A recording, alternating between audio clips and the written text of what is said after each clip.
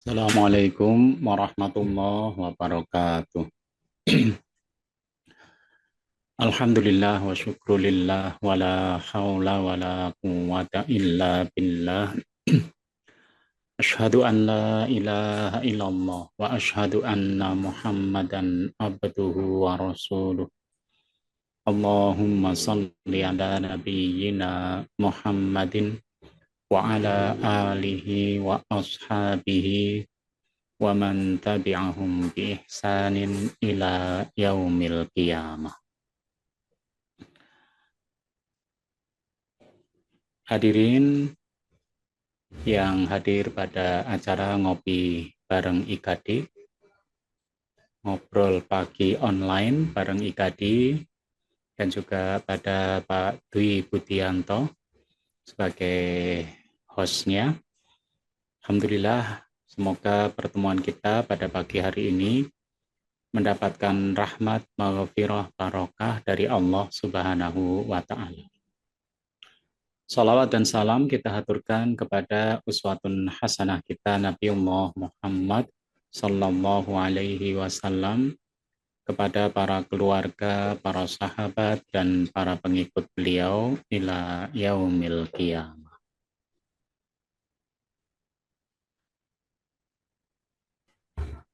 Suara saya bisa didengar nggih? Saya bagus, alhamdulillah. Ya, alhamdulillah. Pagi ini kita akan melanjutkan materi kita, yaitu Al-Usul Al-Ishrun, prinsip yang ketiga.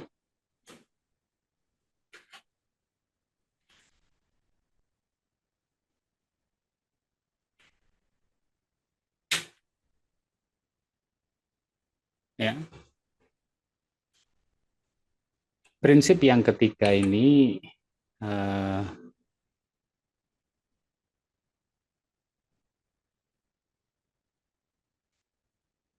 ini saya mau pindah ini. Oh ya udah.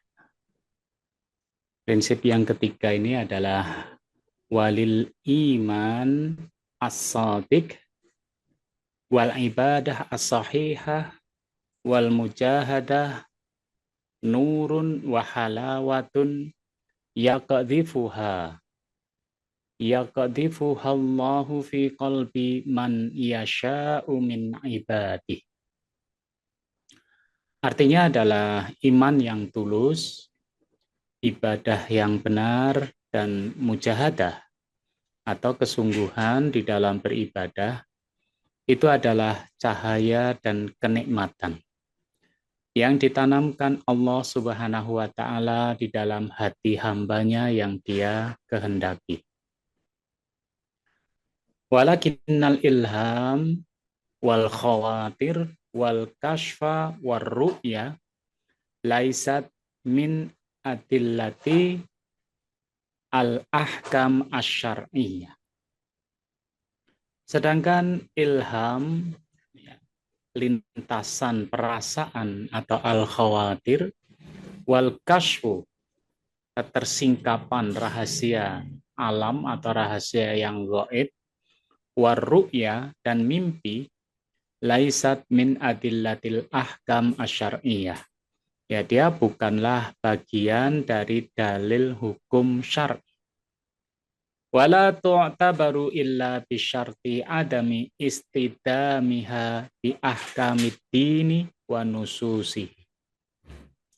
Dia bisa juga dianggap sebagai dalil dengan syarat tidak bertentangan dengan hukum-hukum agama dan teks-teksnya. Nah, ini cukup panjang ya, prinsip yang ketiga. Nah, ini kita bagi menjadi dua bagian. Yang pertama, bagian walil iman as-sadiq, iman yang tulus. Wal ibadah as-sahihah, ibadah yang benar. Wal mujahadah, dan mujahadah itu adalah nurun, cahaya.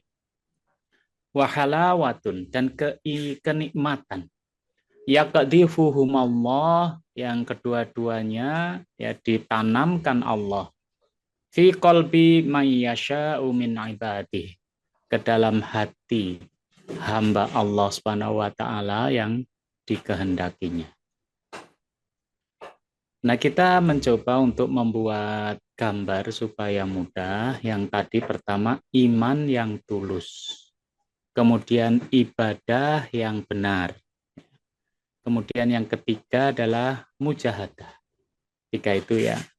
Al-iman as-shadiq, al-ibadah as-sahihah, dan mujahadah. Tiga itu adalah cahaya dan kenikmatan. Nurun wa halawatun. Yang diberikan ada dalam diri seorang hamba, dan itu merupakan anugerah yakdzifuhumallah, yang dilimpahkan, dianugerahkan Allah Subhanahu wa taala ke dalam diri seorang hamba. Nah, ini gambar sedikit, semoga sedikit memudahkan kita memahaminya, bahwa ketiganya ini adalah sesuatu yang disyariatkan dalam Islam, yaitu al-iman as-shadiq, iman yang tulus, ya. Kemudian ibadah as-sahihah dan mujahadah. Coba kita kupas satu demi satu. Yang pertama, al-iman as-shadiq, iman yang tulus. Iman yang benar itu disebutkan oleh Rasulullah SAW dalam hadis yang diriwayatkan oleh Imam Muslim, yaitu antu'mina billah, yaitu pertama beriman kepada Allah Subhanahu wa taala, yang kedua wa malaikatihi, kepada malaikat-malaikatnya, wa kutubihi, kitab-kitabnya, wa rusulihi, rasul-rasulnya, wal yaumil akhir, hari akhir, wa tu'mina bil qadri khairihi wa syarrihi, dan juga engkau beriman kepada takdir yang baik dan takdir yang buruk. Hadis diriwayatkan oleh Imam Muslim.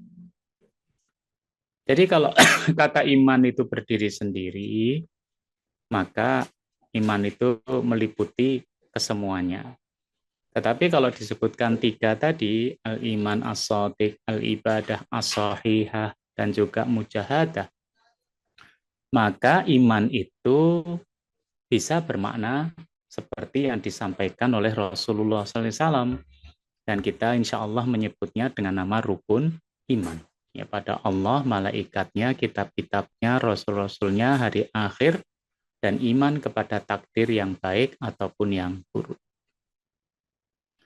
Al-iman inilah yang disebut juga dengan kata akidah. Ya. Akidah itu disebut juga dengan al-iman, sebagaimana yang disebutkan dalam Al-Quran dan hadis-hadis Nabi SAW. Kenapa? Karena akidah itu membahas rukun iman yang 6 dan hal-hal yang berkaitan dengannya. Sebagaimana penyebutan al-iman dalam sebuah hadis yang masyhur disebut dengan hadis Jibril alaihi salam tadi ya, yang di atas ya. Dan para ulama ahlus sunnah sering menyebut istilah akidah dengan al-iman ya di dalam kitab-kitab mereka. Misalkan kitab Al-Iman, karya Imam Abu Ubaid Al-Qasim bin Salam. Ya. Juga kitab Al-Iman, karya Al-Hafiz Abu Bakar Abdullah bin Muhammad bin Abi Syaibah. Juga Al-Iman, karya Ibnu Mandah. Dan kitab Al-Iman, karya Syekh Islam Ibnu Taimiyah. Ya. Nah, ini isi dari kitab-kitab ini adalah akidah. Sebaliknya, kitab akidah isinya adalah tentang keimanan. Misalkan Al-Aqidah Al-Islamiyah, tulisan Sayyid Sabiq, itu membahas isinya tentang rukun iman. Juga Al-Aqidah At-Thahawiyah, ya, karya Abu Ja'far At-Thahawi, nah itu juga di dalamnya berisi tentang keimanan. Demikian pula Al-Aqidah Al-Wasatiyah, Al-Wasitiyah, karya Ibnu Taimiyah sama. Nah, jadi al-iman itu disebut akidah. Pembahasan akidah isinya adalah tentang rukun iman. Mulai dari pembahasan tentang Allah Subhanahu wa taala, malaikat, kitab-kitab, rasulnya, hari akhir dan takdir. Ya, maka iman itu juga disebut sebagai akidah, ya. Nah, sekarang kita berbicara definisi al-aqidah. Al-aqaid, akidah itu adalah perkara-perkara yang wajib dibenarkan oleh hatimu, ya. Iyal umurul lati yajibu ayyusaddiqa biha qalbuka. Jadi wajib dibenarkan oleh hati kita. Ya. Keberadaan Allah, keberadaan malaikat, keberadaan rasul-rasul, kitab-kitab, hari akhir, yaitu wajib dibenarkan. Wa tatma'inna ilaiha nafsuk, dan menjadikan ketenangan di dalam hatimu. Wa takuna yaqinan indaka, dan menjadikan keyakinan pada dirimu, la yumazijuhu raibun wala yukhalituhu syakkun, yang tidak tercampuri oleh keraguan dan kebimbangan. Orang sering bertanya, ini iman ini sesuatu yang gaib, sesuatu yang bisa jadi tidak bisa dicapai oleh panca indera manusia. Demikianlah akidah. Ya. Tetapi dari mana kita mengetahui semua itu? Tentunya kita mengetahui semua itu dari dua sumber, yaitu Al-Quran dan Al-Hadis. Ya, dari dua sumber itu.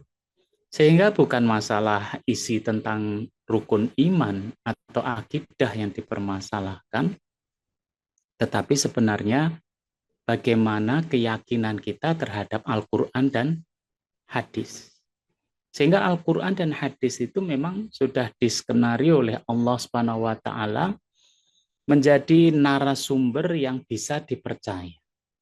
Sampai Allah menantang, wa in kuntum fi raibim mimma nazzalna ala abdina fa'tu bisuratin min mislih. Ya, kalau kalian ragu-ragu terhadap apa yang kami turunkan pada hamba kami Muhammad, ya buat aja satu surat yang semisal dengannya.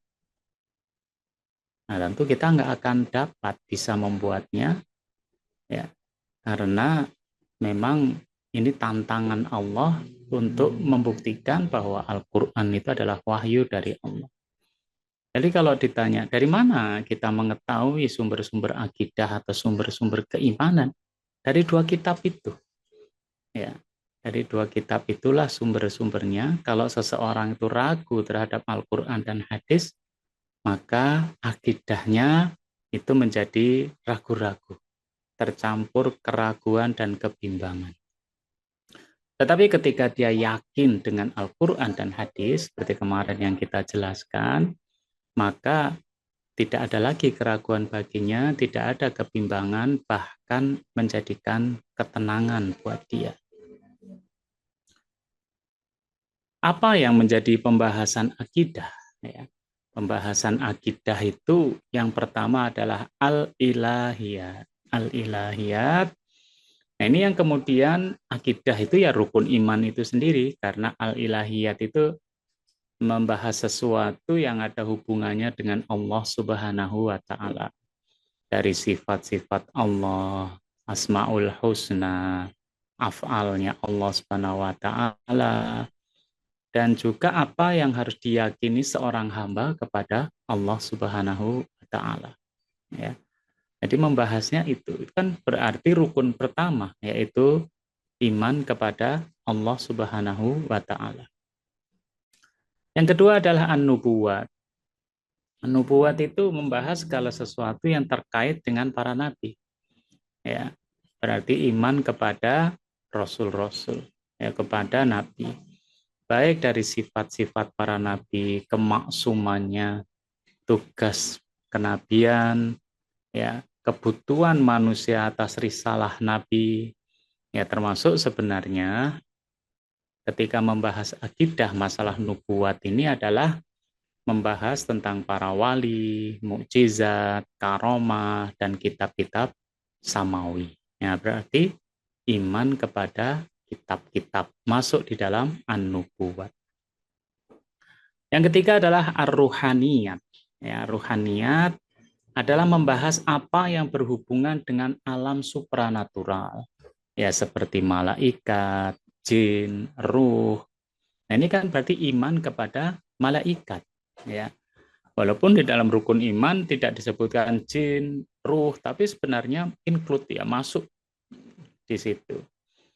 Ya kadang ada orang yang keliru ya, kamu percaya sama jin, ya kita harus percaya adanya jin. Tetapi yang diajarkan di dalam Islam adalah bersikap yang benar. Nah itu ya, jadi kalau jin ya ada jelas ya, tetapi kita harus bersikap yang benar. Ya maksudnya iman itu seperti itu. Kemudian yang keempat adalah as-sam'iyat. Sam'iyat itu ya membahas kehidupan kelak, ya baik itu di alam barzakh dan kehidupan akhirat, ya. Ya termasuk sebenarnya tanda-tanda alamatus sa'ah as-sughra, alamatus sa'ah al-kubra, ya.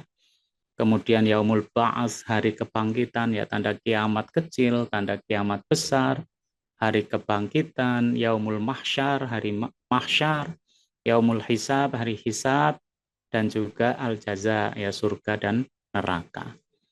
Nah, jadi ini masuk di dalam eh, apa? Asamiyat ini iman kepada hari akhir. Nah, jadi pembahasan-pembahasan di dalam akidah itu juga sebenarnya apa yang ada di dalam arkanul iman, ya apa yang ada di dalam rukun iman. Nah, Allah Subhanahu wa taala telah berfirman walakinnallaha habbaba ilaikumul iman. Tetapi Allah menjadikan kamu itu cinta kepada keimanan wa zayyanahu fi qulubikum dan menjadikan iman itu indah di dalam hatimu. Nah, ini ya. Jadi keimanan itu masuk dalam diri seseorang dan jadi indah, ya.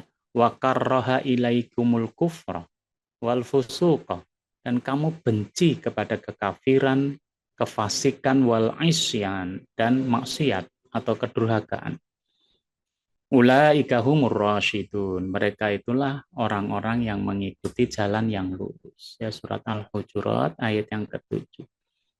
Nah, jadi yang disebutkan tadi dalam prinsip yang ketiga al-iman as-shadiq, ya mestinya itu adalah sesuatu yang zayyana fi qulubikum, menjadi sesuatu yang indah di dalam hati kita, dan kebalikannya berarti kita membenci kekufuran, kefasikan, dan kemaksiatan. Nah, ini iman yang benar. Makanya iman itu menjadi indah ketika dia kuat di dalam hati seorang muslim. Ya. Kenapa? Karena ternyata basic atau basis atau dasar amal seorang muslim itu adalah iman. Ya, semakin kuat akidah atau iman seseorang, maka akan semakin kuat amalan seseorang. Ya. Sehingga berkali-kali Rasulullah SAW menyebut man kana yu'minu billahi wal yaumil akhir. Barang siapa beriman kepada Allah dan hari akhir. Nah itu basicnya, dasar. Dari situlah dibangun amalan. Misalkan fal yukrim jarohu, fal yukrim toifahu, fal yakul khairon auliyasmu. Ya. Artinya ketika iman ini kuat dalam hati seseorang, dijadikan indah dalam hatinya, maka buahnya adalah amal. Kenapa bisa seperti itu? Karena amaliyah itu belum tentu mendapatkan balasan di dunia, atau seperti yang digambarkan atau dibayangkan orang. Tetapi dia menyangkut masalah keimanan. Kalau kita iman kepada Allah dan hari akhir, ya, maka kita akan melakukan amaliyah untuk mendapatkan balasan di hari akhir. Semakin kita yakin balasan di akhirat, maka kita akan semakin banyak beramal. Nah itu. Walaupun di dunia bisa jadi tidak seiring balasan yang diterima. Ya, seolah-olah ya misalkan dia kalah, dia diperlakukan tidak adil, dia terbunuh ya. Tetapi dia yakin bahwa itu akan mendapatkan pahala di sisi Allah Subhanahu wa taala. Makanya amaliyah yang dibangun dengan kekuatan akidah atau kekuatan iman itu memang la nuridu minkum jazaan, ya dia tidak membutuhkan balasan dunia. Ya, ya butuh, tetapi makna tidak butuh itu dia lebih mengharapkan balasan akhirat. Yang kedua, la nuridu minkum syukuran. Ya, dia tidak membutuhkan ucapan terima kasih. Makna tidak membutuhkan itu adalah dia ingin nanti ya terima kasih itu akan dia dapatkan di akhirat, bukan di dunia. Walaupun ya kita kalau ada orang berbuat baik ya, bermanfaat ya kita ucapkan terima kasih. Dan yang terakhir, falyatanafasil mutanafisun. Berlomba-lomba untuk beramal. Nah, ini kalau orang itu yakin dengan iman, yakin dengan akidah. Itu buahnya itu, amaliyahnya itu nggak butuh balasan dunia, nggak butuh ucapan terima kasih, dan dia berlomba-lomba untuk beramal. Fastabiqul khairat. Ya. Nah, sehingga orang seperti ini dengan keimanan yang sangat kuat, ya, maka dia akan mempersembahkan amalan yang terbaik. Ya. Nah, Abu Bakar As-Siddiq itu diberi gelar As-Siddiq. Karena apa? Ya, karena Abu Bakar As-Siddiq itu mengimani apa saja yang disampaikan atau apa yang terjadi dari Rasulullah Sallallahu Alaihi Wasallam. Ketika Rasulullah SAW melakukan Isra Mi'raj, ya orang Mekah goncang ya karena yang diceritain pertama Abu Jahal. Abu Jahal diceritain, ya kemudian dia cerita kepada orang-orang, ya orang-orang mulai bertepuk tangan, bersiul, yaitu cerita yang mustahil. Kemudian beberapa orang datang kepada Abu Bakar, dan Abu Bakar belum mendengar cerita itu, dan belum bertemu dengan Rasulullah SAW. Ya, mereka bertemu Abu Bakar dan bertanya, apa pendapatmu tentang sahabatmu Abu Bakar? Ya, dia bercerita, berjalan, ya, dari Masjidil Haram menuju Baitul Maqdis. Ya, Abu Bakar tanya, ya benar nggak Muhammad seperti itu berkata demikian? Ya, mereka mengatakan iya, benar. Ya. Nah, mereka berpikir bahwa Abu Bakar itu akan, wah iya toh, berkata seperti itu. Enggak. Abu Bakar kemudian mengatakan, la in qala dzalika laqad shadaq. Ya, jika Muhammad bicara seperti itu, maka sungguh dia benar. Jadi dia nggak perlu konfirmasi lagi sama Muhammad, dia udah kenal sama Nabi Muhammad. Ya, dan itu berita-berita dari langit itu langsung dibenarkan oleh Abu Bakar As-Siddiq karena kekuatan akidah, kekuatan keimanan menjadi indah dalam hatinya. Ya, nah Abu Bakar mengatakan bahwa dia ya, membenarkan berita yang dibawa Muhammad. Jika Muhammad cerita lebih dari itu, dia membenarkan. Jadi makanya kemudian disebutkan ya di dalam Mustadraknya Al-Hakim, falidzalika summiya Aba Bakrin As-Siddiq. Ya, kemudian Abu Bakar diberi gelar apa? As-Siddiq. Ya. Nah, ini iman ya sudah ya. Yang kedua adalah ibadah as-sahihah. Ibadah yang benar ya. Ibadah yang benar ini yang dimaksud di situ adalah ibadah al-mahdhah, yaitu ibadah yang murni. Jadi ibadah itu ada ibadah murni, ada ibadah yang ghairu mahdhah. Maksudnya ibadah murni itu ibadah yang langsung berhubungan dengan Allah Subhanahu wa taala seperti sholat. Kalau menurut Ibnu Rushd dalam Bidayatul Mujtahid ya kadang itu nggak bisa dijangkau oleh akal. Ya kenapa harus ada takbiratul ihram, kenapa harus sedekap, ya kenapa harus sujud, ruku, tahiyat ya. Ya kita nggak bisa memahami atau langsung mengerti makna dari itu semua. Ya, maka pensyariatan sholat itu dimaksudkan murni, ibadah murni untuk kurbah, mendekatkan diri pada Allah Subhanahu Wa Taala. Ya, Ibadah model seperti ini disebut juga ta'abudi. Ya, ta'abudi itu ya kalau bahasa gaulnya ya telan aja udah. Ya, jadi nggak usah kita tanya-tanya. Tanyanya apa? Bagaimana cara Rasulullah SAW melakukannya? Cuman itu aja. Ya, maka ibadah seperti ini membutuhkan niat ya dalam pelaksanaannya. Ya, nah itu ibadah yang dimaksud ibadah sohihah, ibadah yang benar seperti itu. Maka kaidah dalam ibadah mahdhah al-aslu fil ibadat al-hadzru. Ya, dasar dalam beribadah itu adalah larangan. Jadi jangan mengerjakan ibadah. Ya, fala yasra'u minha, dan tidak ada syariat darinya illa ma syara'ahu Allahu wa rasuluh, kecuali apa yang telah disyariatkan oleh Allah dan Rasulnya. Jadi pertanyaannya kan ada perintahnya enggak, ada aturannya enggak? Kalau enggak ada ya enggak usah. Ini dalam ibadah yang benar. Jadi ibadah yang benar itu pertanyaan gitu, ada aturannya enggak, ada syariatnya enggak? Kalau enggak ada ya enggak usah dikerjakan. Aturannya itu pun tentunya dengan dasar yang kuat ya dari hadis yang sahih ya. Nah, ibadah itu ada keindahan ya di dalamnya ya. Rasulullah SAW pernah bersabda wa ju'ila qurratu aini fis shalah ya, dan dijadikan ya penyejuk dalam pandanganku di dalam salat ya. Hadis diriwayatkan oleh Imam An-Nasa'i ya. Jadi ketika Rasulullah SAW itu melaksanakan sholat, maka ya sholat itu dijadikan sebagai penyejuk ya di dalam pandangan Rasulullah SAW. Bahkan sering Rasulullah SAW itu berbicara kepada Bilal, ya Bilal, arrihna bis sholat. Ya Bilal, gembirakan hati kita itu dengan sholat.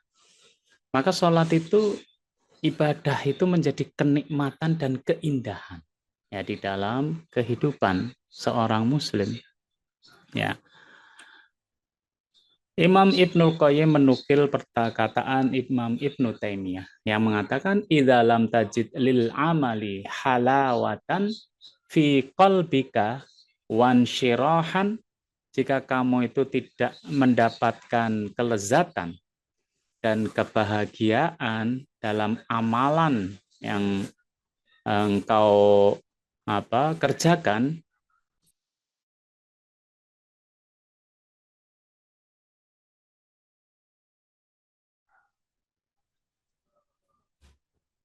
ya, maka fatihumu ya, fatahimuhu ya, kita itu harus curiga. Kenapa? Fa inna rabba ta'ala syakuran, karena Allah Ta'ala itu adalah zat yang maha mensyukuri. Artinya Allah itu memberikan rasa nikmat ya sebagai bentuk syukur ya kepada hambanya. Itu diberi penjelasan dalam Madarijus Salikin ya, perkataan ini yaitu Allah itu pasti memberi bagi orang yang beramal dengan balasan di dunia dan kenikmatan-kenikmatan yang dia dapat temukan dalam hatinya. Ya, jadi Allah pasti akan membalas. Ya, membalasnya di mana? Di dunia. Balasannya apa? Min halawati, yaitu dengan kenikmatan, halawah, kemanisan. Yajidha fi qalbi, yang akan ditemukan dalam hatinya. Ya, dan itu besar ya kekuatan, kebahagiaan dan kesejukan pandangan. Jadi kalau seorang beramal, mestinya dia mendapatkan, bisa merasakan kenikmatan ya di dalam hatinya. Tapi kalau kita nggak mendapatkan kenikmatan, nggak dapat kelezatan, ya itu harus curiga. Ya, loh kok bisa? Kalau kita nggak dapat, maka yang harus kita evaluasi adalah pasti ada kekurangan pada amalan itu.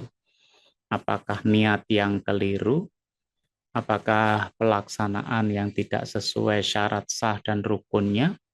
Atau tidak memenuhi adab-adabnya? Ya, karena ibadah itu ketika kita kerjakan harusnya ada rasa kelezatan dan kebahagiaan. Ya.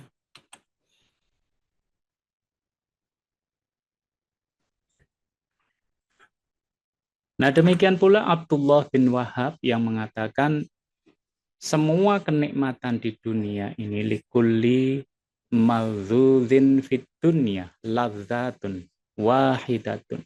Semua kenikmatan di dunia itu sebenarnya rasanya hanya satu kenikmatan, ya. Summa tazulu, yang kemudian hilang. Ketika kita makan, ya, maka makanan itu akan terasa enak ketika ada di mulut kita. Ketika dia sudah lewat dari mulut kita, ya nikmat itu akan hilang. Ya. Bahkan beberapa saat lagi kita sudah nggak merasakan lagi kenikmatannya. Ya, demikian pula kenikmatan-kenikmatan dunia yang lain, dia akan terasa satu kenikmatan saja. Illal ibadah, kecuali ibadah. Fa innalaha salasa lazzatin. Karena ibadah itu ada 3 kenikmatan. Pertama, idza kunta fiha, ya, ketika kita itu mengerjakan ibadah itu, maka kita akan merasakan kenikmatannya. Wa idza tadzakkarta, ya, ketika kita mengingat melaksanakan ibadah itu, kita juga akan merasakan kenikmatannya. Ya.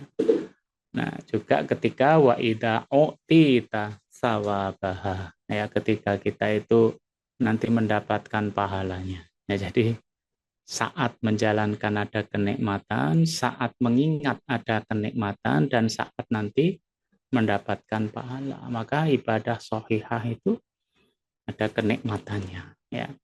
Yang ketiga adalah mujahadah. Ya. Mujahadah itu makna yang dimaksud di sini adalah kesungguhan, ya, di dalam beribadah. Ya. Jadi sungguh-sungguh dalam melakukan ibadah dan beramal solih. Tetapi al-mujahadah ini juga bermakna melawan hawa nafsu. Ya. Nah, ternyata kenikmatan seorang hamba itu justru ketika dia itu bersungguh-sungguh di dalam ibadah amal soleh dan sungguh-sungguh mengendalikan nafsunya. Misalkan makanan yang enak itu bukan harganya, bukan rasanya, tetapi karena puasanya. Sehingga Rasul menyebut puasa itu ada saat yang orang itu bahagia, yaitu ketika berbuka. Kenapa? Ya karena dia sudah mengendalikan nafsunya, seharian tidak makan. Ya, jadi bukan kemudian justru mengumbar hawa nafsunya itu jadi bahagia, enggak. Ya, tetapi justru mengendalikan nafsu itulah yang membuat orang berbahagia. Ya. Allah Subhanahu wa taala berfirman, wajahidu fillahi haqqa jihadi. Ya, dan berjihadlah kamu pada jalan Allah dengan jihad yang sebenar-benarnya. Ya, surat Al-Hajj ayat yang ke-78. Allah Subhanahu wa taala juga berfirman, ya ayyuhalladzina amanu taqullah. Hai orang yang beriman, bertakwalah kepada Allah. Wabtagu ilaihil wasilah, dan carilah jalan untuk mendekatkan diri kepada Allah. Wajah itu bersungguh-sungguhlah, berjihadlah fi sabilihi, di jalan Allah, la'allakum tuflihun, supaya kalian beruntung.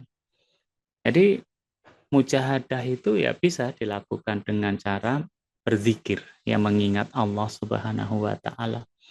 Sehingga setiap orang soleh pasti punya amaliyah zikir, ya, aurat untuk mengingat Allah Subhanahu wa taala.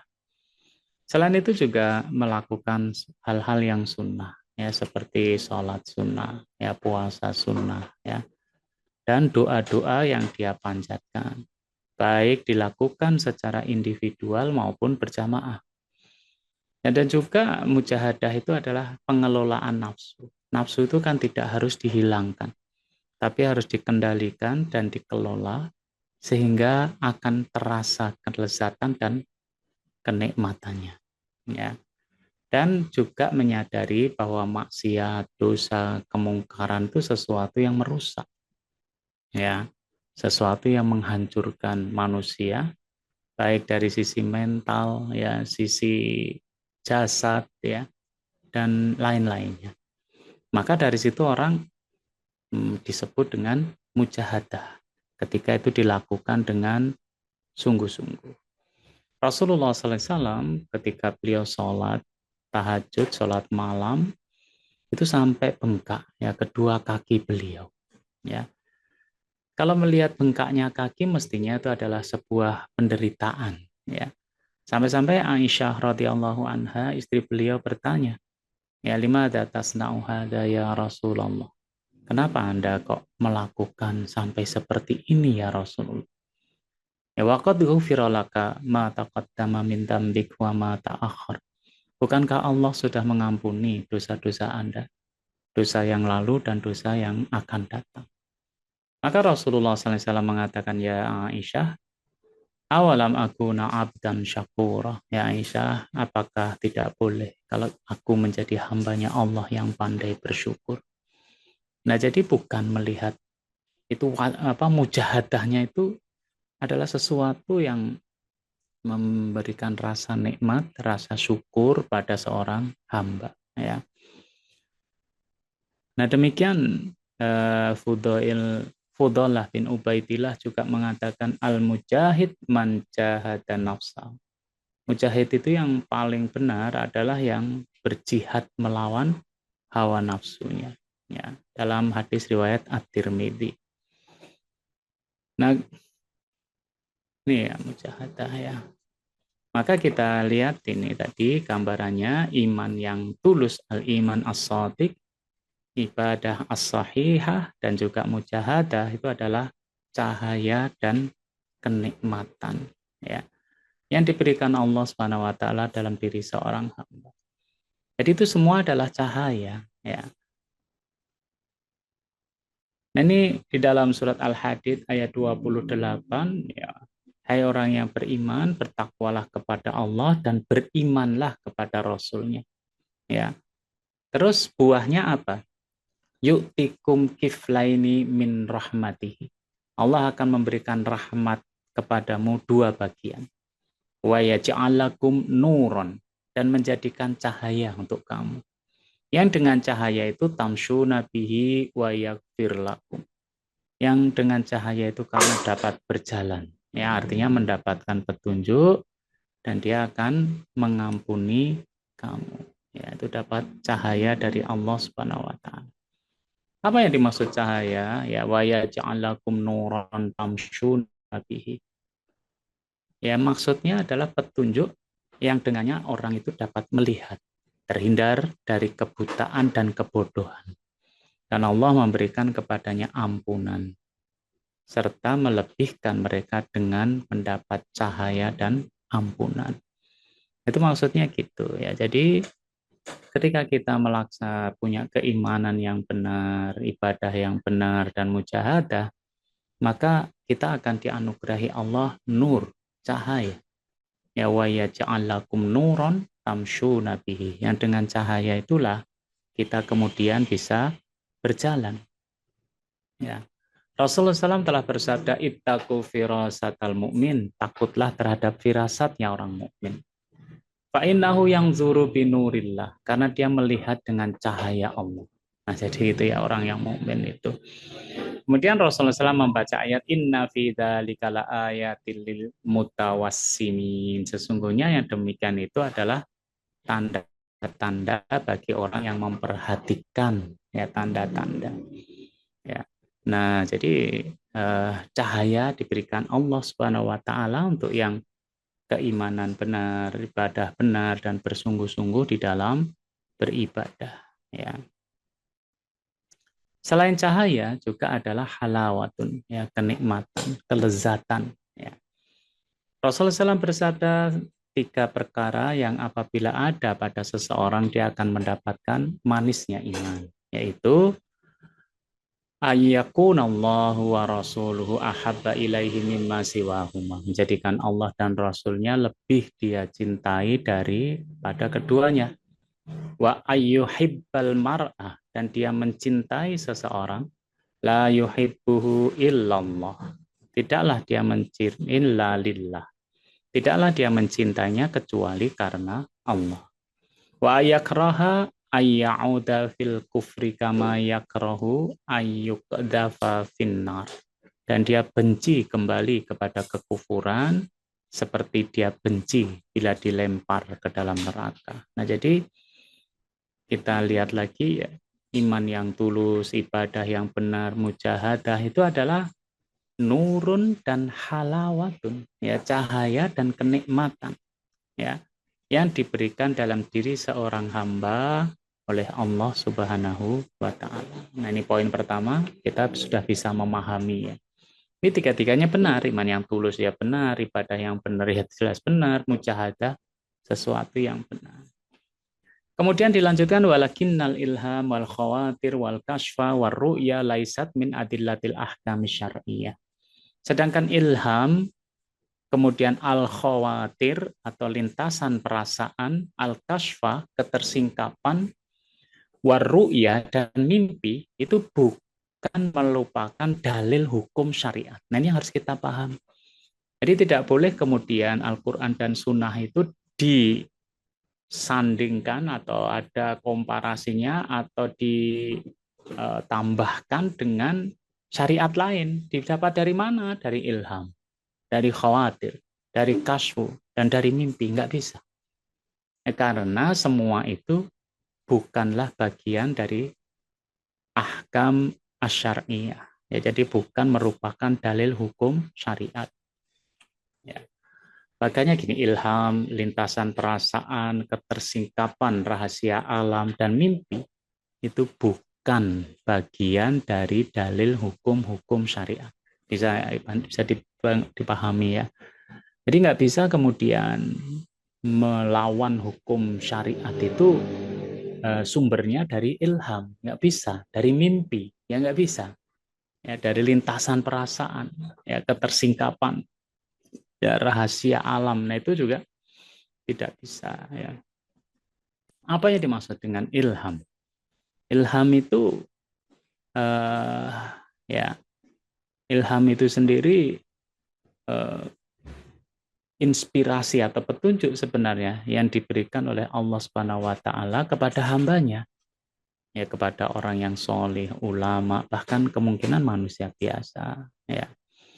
Ilham itu bisa berupa pemahaman mendalam tentang ajaran agama, inspirasi, ya, atau ilmu pengetahuan, atau hal-hal dalam kehidupan sehari-hari, ya. Makanya ilham itu dalam bahasa Arab itu maknanya adalah inspirasi atau pengetahuan yang diberikan oleh Allah Subhanahu wa taala, ya.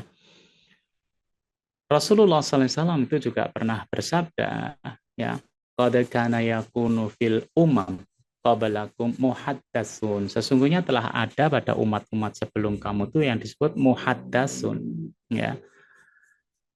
Fa in yakun fi ummati minhum ahadun, ya. Dan kalau ada seperti itu pada umatku, itu seorang darinya, fa inna Umar ibnul Khattab, maka dia adalah Umar ibnul Khattab, ya. Qala Ibnu Wahbin, ya Ibnu Wahab kemudian mengatakan tafsiru muhaddatsun mulhamun. Yang dimaksud dengan muhaddatsun adalah mulhamun, yaitu orang yang mendapatkan ilham. Ini orang yang mendapatkan ilham itu memang ada. Ya. Hadis diriwayatkan Muslim. Siapa dia? Salah satunya adalah Umar ibnul Khattab. Ya. Nah, jadi orang seperti ini akan mendapatkan tuntunan dari Allah Subhanahu wa taala, ya bisa jadi malaikat yang membisikkan kepada dia. Itu menurut Ibnu Hajar Al-Asqalani, ya. Di malaikat membisikkan pada orang itu tentang ilham. Kalau digambarkan ya seperti Maryam, ibunya Nabi Isa alaihissalam, yang kemudian diperintahkan untuk menggoyangkan akar kurma ya ketika melahirkan. Nah, itu disebut sebagai ilham, ya. Nah, ini diberikan kepada manusia. Jadi ada ilham itu. Sedangkan Syekh Mustafa Al-Marawi dalam kitabnya Al-Marawi menafsirkan Al-Fatihah, ihdinas siratal mustaqim. Tunjukilah kami ke jalan yang lurus, hidayah. Berilah kami hidayah, jalan yang lurus. Beliau menyebutkan hidayatullahi lil insan ala durub. Ya. Hidayah Allah kepada manusia itu ada 4. Pertama hidayatun ilham, ya hidayah ilham. Nah ini tentunya nggak kelihatan ya ilham itu karena inspirasi atau apa ya sesuatu yang dibisikkan dari Allah Subhanahu wa taala. Hidayatun hawas, ya hidayah dari indera. Nah ini bisa karena bisa ditangkap oleh indera manusia. Hidayatul akli, nggak kelihatan tetapi diakui oleh manusia sekuler. Hidayatul adyan wa syara'i, hidayah agama dan syariat. Ya. Jadi ada hidayah ilham. Ya. Sedangkan Umar ibn Khattab dia menyebutkan mendekatlah ke lisan orang yang taat dan dengarkan apa yang mereka katakan karena mereka dapat melihat hal-hal yang benar. Nah, inilah hidayah. Hal yang benar tersebut adalah hal-hal yang diperlihatkan oleh Allah Azza wa Jalla kepada mereka. Sesungguhnya tidak dapat diragukan bahwa para wali Allah memperoleh ilham dan kasyaf. Ya. Nah ini masalah ilham. Al-khawatir, lintasan perasaan. Ya, yang dimaksud dengan khawatir itu sebenarnya adalah angan-angan ya atau sesuatu yang terlintas ya di dalam benak seseorang. Disebut juga wahaditsun nafsi, yaitu bisikan dalam hati ya. Nah, ini bisikan-bisikan itu ada kadang-kadang di dalam diri kita ya. Kadang-kadang mendorong sesuatu yang tidak terduga atau sesuatu yang mengarah kepada destruktif ya dosa. Yaitu kalau seperti itu, baik yang sifatnya adalah tetap ya atau tidak tetap, maka itu dalam agama adalah fama'fu, dimaafkan. Ya artinya kadang orang itu terlintas dalam pikiran, wah saya tak memukul si dia. Wah, saya lihat dia kok kayaknya seperti ini. Itu lintasan-lintasan ya. Ya. Jadi yang seperti itu sebenarnya masih ada di dalam hati, makanya dikatakan dimaafkan ya. Kenapa? Ya, karena lintasan perasaan, pikiran itu seringkali kadang-kadang bukan pilihan kita. Ya, terlintas namanya juga terlintas ya. Oh ya, gitu ya. Ya, ini yang dimaksud sabda Rasulullah SAW, Inna Allah tajawaza li ummati ma hadasat bihi anfusuha. Sehingga Allah memaafkan umatku atas ucapan yang terbesit dalam dirinya. Ini orang lain nggak ngerti, tapi terlintas ya di dalam diri malam tatakallam bihi au ta'mal. Ya sesuatu yang tidak diucapkan atau diamalkan. Ya. Nah itu yang disebut dengan khawatir. Ya.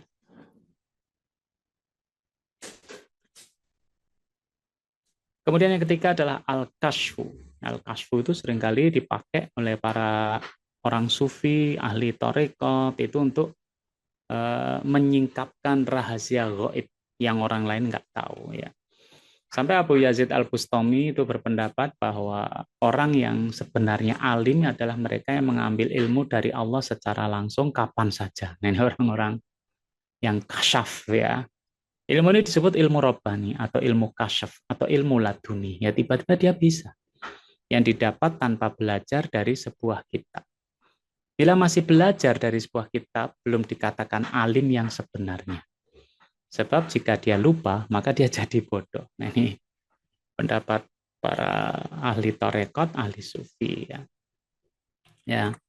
Nah memang itu adalah buah dari membersihkan jiwa. Qad aflaha man zakkaha wa qad khaba man dassaha. Ya, beruntung orang yang mensucikan diri dan merugi orang yang mengotorinya. Sampai puncaknya disingkapkan ya wakasyafna, jadi dibuka tabir tentang yang goib. Itu apakah memungkinkan? Ya bisa. Ya kalau menurut orang torekot ya misalkan ya Orang itu melakukan seperti itu karena dia menghilangkan sifat-sifat yang tercela atau yang disebut takhalli. Ya, jadi dia menghilangkan sifat yang tercela, keburukan ya, baik dari lahir dan batin ya, sehingga dia itu melahir kesadaran untuk menghindari yang tercela. Dari situ kemudian dia mengisi yang kosong tadi, yang udah kosong ini tercela ini, diisi dengan sifat-sifat terpuji atau tahalli, ya seperti taat, taubat, ikhlas, zuhud, sabar, syukur, ya. Nah akhirnya yang jelek-jelek itu hilang, dipenuhi dengan hal-hal yang baik, ya. Dari situlah dia merasa satu garis dengan Allah atau tajalli, ya. Jadi itu ya konsepnya ya. Nah dari situlah maka akan terbuka hijab, ya dia bisa membuka hal-hal yang gaib, ya. Nah itu namanya kasyaf. Yang keempat adalah mimpi, ya. Mimpi itu kata Rasulullah SAW ada tiga. Pertama kata hati, ya hati kita lagi merasakan apa menjadi mimpi. Yang kedua mimpi mengkhawatirkan yang datang dari setan, ya kecemasan, ketakutan. Yang ketiga kabar bahagia dari Allah, busyra minallah, ya. Barang siapa yang bermimpi sesuatu yang tak disukai, jangan diceritakan pada siapapun, lalu berdiri sholat. Ya, itu kalau mimpi buruk. Kalau mimpi baik pun, ya jangan diceritakan kepada orang yang pengen menyukai mimpi tersebut. Jadi mimpi itu sebenarnya orang lain juga pengen. Nah, ini nggak usah cerita ke dia, ya. Ya gitulah. Makanya kalau mimpi baik itu memuji pada Allah, alhamdulillah, merasa bahagia, tapi tidak menceritakan kepada orang yang menyukainya. Ya, nah gitu. Sedangkan mimpi yang benar adalah mimpinya orang yang paling jujur bicaranya. Makanya Ibnul Qayyim membalik logikanya. Barang siapa yang ingin mimpinya benar, maka dia harus menjaga kejujuran. Ya makan yang halal, amar ma'ruf nahi mungkar, nah gitu. Supaya apa? Supaya mimpinya benar. Ya, tetapi mimpi para nabi itu adalah wahyu. Sedangkan mimpi orang mukmin satu dari 46 bagian kenabian. Jadi sangat kecil ya. Sangat kecil ya. Hanya 1/46 bagian. Maka Ibnu Taimiyah mengatakan waru'ya al-mahdhah. Mimpi yang kebenarannya allati la dalilun yadullu ala sihatiha. Ya. Jadi mimpi yang kebenarannya tidak dikuatkan dengan dalil la yajuzu ayusabbita biha syai'un bil ittifaq, maka nggak boleh dijadikan untuk dalil sesuatu, menetapkan amalan nggak boleh. Misalkan mimpi menyembelih anaknya, kemudian kita merasa wah berarti saya sudah sederajat dengan Nabi Ibrahim alaihissalam, maka kita kemudian menyiapkan parang dan besok anak kita sembelih ya berdasarkan mimpi kita. Nah itu nggak benar ya. Nah oleh karena itu ya ilham, lintasan perasaan, ketersingkapan rahasia alam mimpi itu bukan dalil hukum syariat. Ya jadi nggak boleh terus berdalil ini dasarnya apa? Saya telah bermimpi. Nah nggak bisa. Ya tetapi wala tu'tabaru illa bisyarti adami istidamiha bi ahkamiddin wa nususi. Tapi bisa itu dianggap dalil. Syaratnya apa? Tidak bertentangan dengan hukum agama dan teksnya. Saya bermimpi disuruh sholat, ya benar itu. Saya bermimpi supaya bersedekah kepada orang yang miskin, nah, itu mimpinya benar itu. Saya bermimpi supaya menyayangi anak-anak saya, benar. Ya.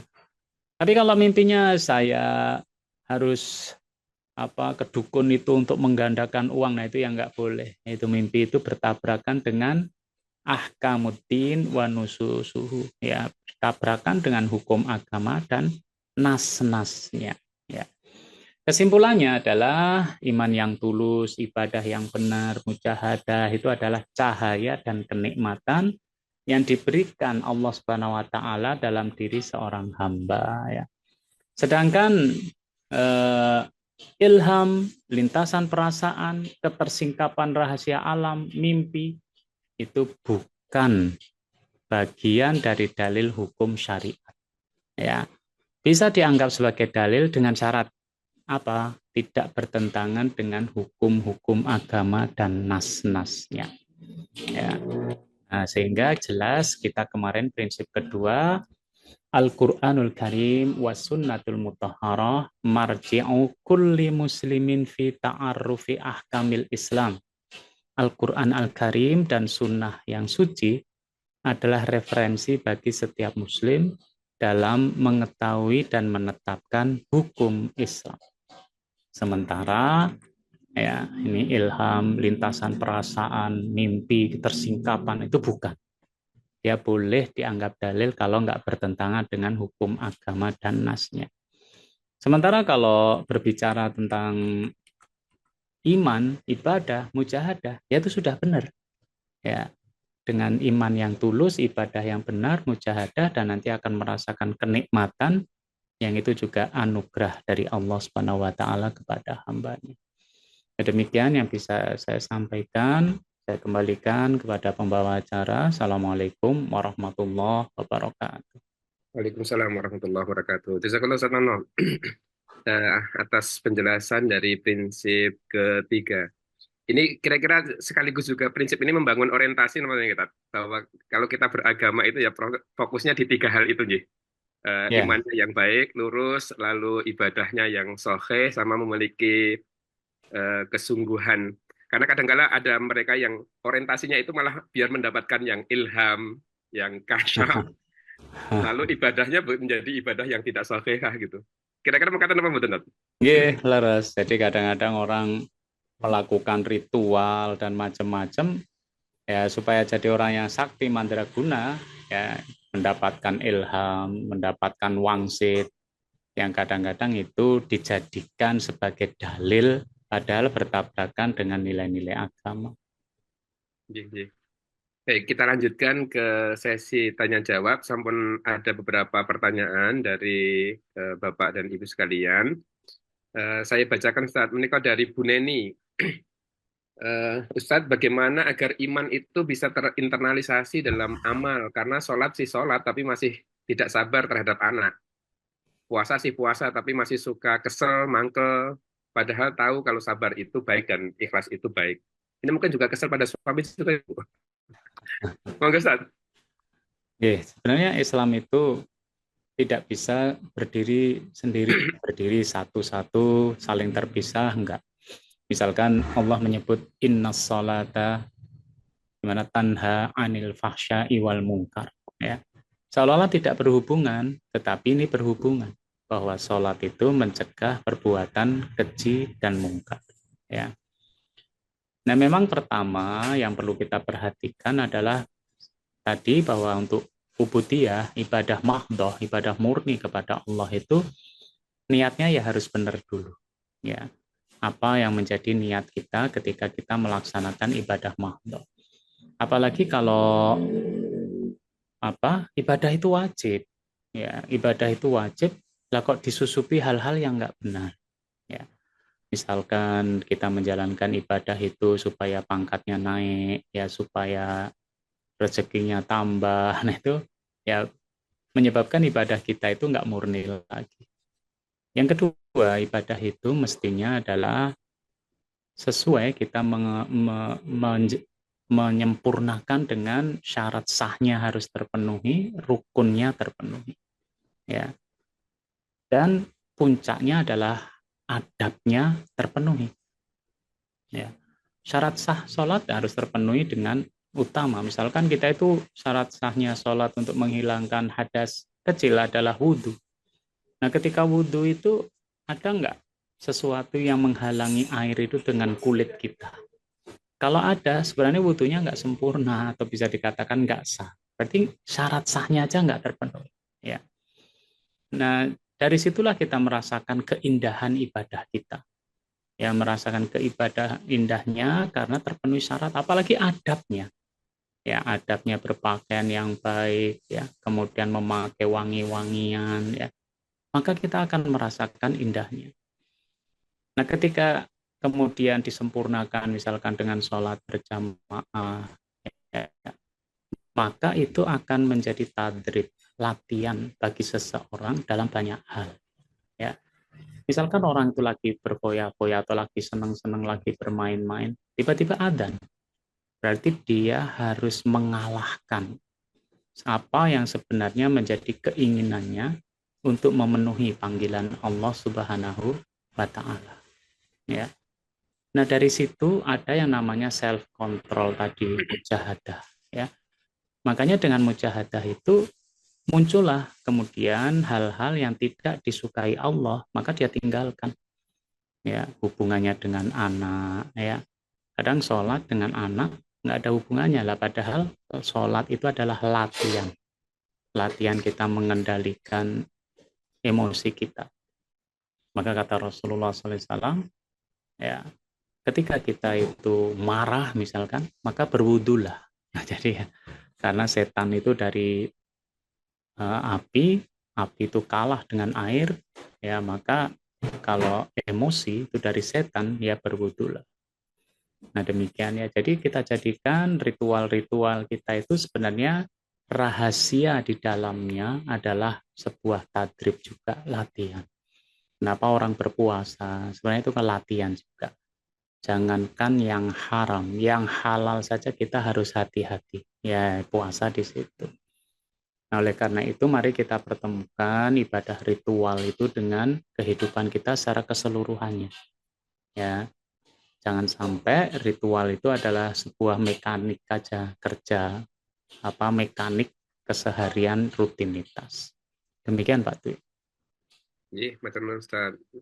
Berikutnya pertanyaan, bagaimana membedakan ilham tersebut memang benar-benar ilham atau bisikan setan atau malah gangguan psikologis, Ustaz? Ya, jadi begini. Yang paling baku adalah bahwa ilham itu bukan bagian dari dalil-dalil syar'i, bukan bagian dari hukum Islam yang kemudian menjadi sandaran kita untuk berbuat, bukan. Gitu ya. Karena dia bukan dalil, ya kita nggak usah disibukkan dengan itu. Ya kita nggak perlu disibukkan dengan itu karena ilham itu urusannya Allah Subhanahu wa Ta'ala. Yang itu muncul dari ketaatan seorang hamba. Nah, kita sibuknya apa? Taat saja. Kalau kemudian kita dapat ilham, padahal kita berbuat maksiat, nah itu hati-hati ya kan. Kita itu penuh maksiat, tiba-tiba dapat bisikan, ini ilham ini, ya hati-hati. Ya, bisa jadi itu yang akan menjerumuskan kita. Ya, karena orang yang dapat ilham yang baik itu orang yang menjalankan kewajiban agama, kemudian ditambah dengan ibadah-ibadah sunnah sampai Allah mencintainya. Ya, kata-kata sampai Allah mencintainya itu bukan kita paksa Allah untuk mencintai kita. Jadi artinya kan berarti serius dan istiqomah terus sampai Allah mencintai. Dari situlah ilham itu akan datang. Iya. Mungkin mereka sekaligus terkait dengan pertanyaan Bapak Muhan Ahmadi nggih. Di surat Al-Qaf ayat 22, menurut pemahaman Pak Muhan menika, ketika Allah membuka rahasia sesuatu atau Allah memberitahu kepada siapapun tentang sesuatu, maka saat itu seseorang yang diberitahu oleh Allah memiliki penglihatan atau pengetahuan yang kuat atau tajam. Dia menjadi lebih jeli. Nah, pertanyaannya, hal seperti itu terjadi secara tiba-tiba atau karena tingkat iman dan takwa seseorang. Mungkin tadi terkait dengan yang tadi gitu. Ya, jadi Bersama dengan yang tugas tadi. kita adalah beribadah, taat sama Allah. Allah nanti yang akan memberikan itu semua. Iya. Yang berikutnya, ini dari Bu Ririn, Majalengka. Non Sewu Sarnono, melihat kondisi umat Islam hari ini, asumsi saya kondisi iman yang masih di permukaan atau tipis-tipis, misal masih yakin sih kalau mati bakal datang, tahu kalau bekal belum cukup, tapi ya gitu-gitu aja ketika diajak kebaikan. Slow respon, ini kan menegaskan aja. Ah, ya. Dari Pak Osep Tasik, apakah 4 hidayah itu untuk Muslim saja atau seluruh manusia yang tadi Ya. disampaikan? Kalau 4 hidayah itu adalah hidayah. Namanya hidayah itu yaitu sebuah proses untuk menuju kepada kebaikan. Ya. Jadi siapa saja, tetapi itu menuju kepada kebaikan, yaitu hidayah ilham. Ya, sebenarnya hidayah ilham itu akan mengajak orang kepada kebaikan. Hidayah indra, indra itu sebenarnya juga kalau dioptimalkan oleh manusia, dia akan menuntun ya kepada kebaikan. Demikian pula akal, apalagi kalau agama ya dan syariat. Ya, jadi maksudnya tadi adalah kalau manusia itu pengen dapat hidayah, maka 4 itulah yang akan bisa menuntun manusia untuk mendapatkan hidayah. Baik itu ilham, indera, akal, ataukah agama dan syariat. Demikian. Jadi Ustaz, mereka masih ada beberapa yang tapi karena waktu, nah, mohon maaf. Eh, ini kita Ini ada pertanyaan dari Adrian Nedi, tapi terkait dengan tauhid tadi. Mohon penjelasan tentang akidah trilogi tauhid, uluhiyah, rububiyah, asma wa sifat yang selama ini kita pelajari sebagai akidah Asy'ari atau Maturidi. Ya Jadi kalau satu kajian sendiri nih kemana kok? ah ya. Jadi anu ya, jangan saling menyalahkan dalam memahami akidah karena eh, misalkan eh, apa akidah tauhid rububiyah, tauhid uluhiyah, tauhid asma wa sifat itu tidak dikenal di zaman Nabi, di zaman sahabat, di zaman tabi'in, ya abad keempat Hijriah Ibnu Mandah yang memulai. Ibnu Mandah yang memulai melihat realitas umat ini, bagaimana memahami tauhid, ya dibuatlah tauhid rububiyah, tauhid uluhiyah, asma wa sifat. Nah, ketika Turki Utsmaniyah ambruk, ada yang menambah yaitu tauhid mulkiyah ya. Jadi bagaimana memahami tauhid, orang membuat atau para ulama membuat tulisan-tulisan itu yang membuat pemahaman-pemahaman seperti itu. Tetapi yang mempunyai apa pelajaran tauhid rububiyah, uluhiyah, asma wa sifat ya nggak perlu mencela yang lainnya karena yang lain juga bagaimana cara mengajarkan tauhid kepada orang lain ya misalkan dengan asma Allah ya kan dengan sifat-sifat Allah. Nah, kalau kemudian manusia yang ilmunya lemah suruh menghafalkan, suruh mengerti semuanya 99 Asmaul Husna, belum lagi nama lain, belum lagi Ismul Mu'azzam, orang bisa bingung. Ya, jadi harus dipahami seperti itu ya. Nanti kalau enggak saling menyalahkan. Tauhid itu satu, kok tiga. Jadi tauhid asma wa sifat, tauhid rububiyah, uluhiyah. Lo kok jadi tiga? Atau kemudian lo kok Allah dibatasi? Ya asma Allah ya wujud, kitam sifat Allah dan macam-macam. Ya jangan dipahami begitu. Tapi bagaimana para ulama itu memudahkan ya teori-teori itu untuk masyarakat manusia bisa memahami tauhid. Demikian. Ya, Ustaz. Menikah dari Abdi Banggai. Apakah ada korelasi iman dengan majunya suatu negara? Lalu bisakah iman itu diukur? Ya, iman itu kata Allah kalau sebuah penduduk negeri beriman dan bertakwa, ya, maka Allah akan menurunkan barokah dari langit dan dari bumi, ya kan? Nah, jadi ada korelasinya keimanan dengan berkah. Walaupun barokah itu maksudnya adalah ziyadatul khair. Ziyadatul khair itu bertambahnya kebaikan, yaitu seseorang itu menjadi dekat kepada Allah Subhanahu wa taala. Nah, jadi barokah jangan dibayangkan negerinya maju isinya hanya hura-hura pesta pora ya kan nggak seperti itu, tetapi barokah itu bagaimana situasi yang terjadi itu menjadikan masyarakat itu semakin dekat ya, kepada Allah Subhanahu wa taala. Ya, kalau Ustaz. Sebenarnya yang tadi disampaikan Ustadz Nono bisa juga menjadi indikator ya, jadi prinsip ketiga tadi tentang nurun dan Wahalawatun. yang wahalawatun itu. Tinggal Oh, kalau kalau tadi disampaikan nurun itu adalah cahaya bimbingan gitu. Mungkin hidup menjadi lebih tenang. Bisa kita turunkan ke indikator-indikator yang lebih prakkan ya, lebih detail gitu. Ya, Atau mungkin kalau ibadah dia tidak kemerungsung dan seterusnya. Eh, Mungkin itu bisa nanti bisa bisa didetailkan lagi gitu. Baik, Ibu dan Bapak sekalian, oh mereka ada satu bedanya Basirah dan Ilham. Itu sama atau beda atau hanya beda bahasa kemauan? ya. Basiroh itu sebenarnya para ulama menyebutnya akal dan hati. Itu namanya basiroh. Ya. Makanya Al-Quran itu beda dengan mukjizat-mukjizat yang lain. Mukjizat yang lain itu adalah mukjizat yang dilihat dengan basar, yaitu mata kepala.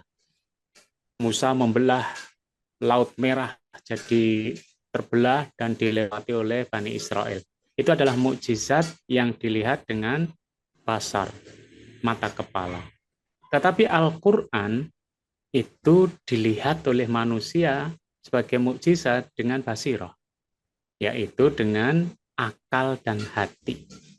Makanya Al-Quran itu akan senantiasa diikuti orang sampai akhir zaman karena Al-Quran itu bisa dilihat dengan basiroh, akal dan hati manusia. Sedangkan mukjizat yang lain, itu orang yang melihat dengan mata kepala sudah pada nggak ada, nabinya juga nggak ada. Jadi sulit untuk diikuti. Nah, basiroh itu adalah akal yang sehat dan hati yang bersih. Ya, kalau ilham itu bisikan. Ya, jadi kalau basiroh itu semua punya, kalau ilham enggak. Jadi ilham itu terserah kepada Allah memberikannya kepada siapa, ya ilham itu. Apakah kepada Ibu Maryam, apakah kepada Ibu Hajar, ya, ataukah kepada Nabi Khidir, ya Nabi ya dapat wahyu juga ya. Ya, tetapi mereka mempunyai ilham, ya diberikan khusus pada para personal itu. Ji, jazakallah Ustaz Nono atas jawaban-jawaban obrolan kita pagi hari ini. Mudah-mudahan Allah limpahkan keberkahan dan manfaat buat kita semuanya. Sekaligus Amin. juga kagem Ibu dan Bapak sekalian, serta sahabat-sahabat sekalian. Alhamdulillah pagi hari ini tadi lebih dari 200 yang hadir di majelis kita dan kita bisa bertegur sapa dari banyak daerah, dari Bogor, Banten, Tasik, Kepulauan Riau, dan banyak yang lainnya termasuk dari Gowo kelihatannya saking tetangganya Pak Nono. Eh, Mbak Betty, kalau misalnya nanti grupnya sudah penuh, nanti biar dikelola oleh teman-teman tim, Ahmil dan kawan-kawan mohon nanti bisa disesuaikan, biar jamaah yang ingin bergabung bisa terfasilitasi. Terima kasih atas masukannya. Seandainya ada beberapa hal yang perlu untuk disampaikan untuk menyempurnakan kajian kita setiap Sabtu pagi ini, monggo dipersilahkan.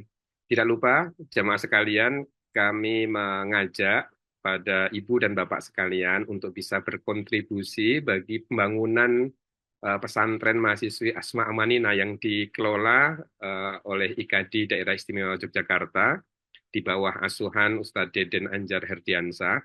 Menika pesantren untuk mengkader adik-adik mahasiswi agar mereka menjadi dai-dai yang nanti bisa mendampingi masyarakat dengan bekal keilmuan yang lebih baik. Monggo nanti bisa diakses di web IKADI, informasi terkait dengan ajakan untuk berkontribusi dalam pembangunan pesantren Asma Amanin. Alhamdulillah kami mendapatkan wakaf, tinggal kita upayakan untuk pembangunan pesantren menikah. Kalau pesantrennya sudah ada dan sudah jalan sebenarnya gitu. Baik Ibu dan Pak sekalian, saya kira demikian. Terima kasih Ustaz Nono, matur nuwun. Kita akhiri Ibu dan Pak sekalian kajian kita pagi hari ini dengan baca hamdalah dan doa penutup majelis. Alhamdulillahirabbil alamin. Sehat selalu. Assalamualaikum warahmatullahi wabarakatuh. Waalaikumsalam warahmatullahi wabarakatuh. Pamit dulu.